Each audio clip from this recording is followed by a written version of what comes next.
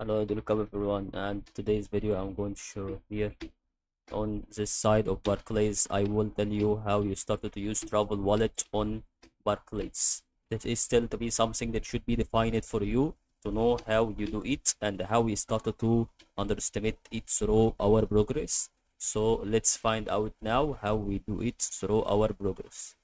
So what we would like to do about that is to go here on open your Barclays mobile banking app, and then once you do that you will start right now to be helpful here on this one. As you can see, about to tap on cards on your home page screen.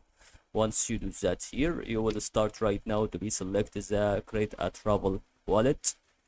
Okay, so once you create a travel wallet here, you open a new wallet on your chosen here on your chosen currency. This is going to be a thing that it should be really proceeding, and then once you do that you will convert the pounds to dollar or euros, and that is all about to be here through that. Then use your debit card abroad like normal, and then once you do that you will start right now here to be here to convert the leftover currency back to pounds. And that is all about to help you here on this video. Thank you.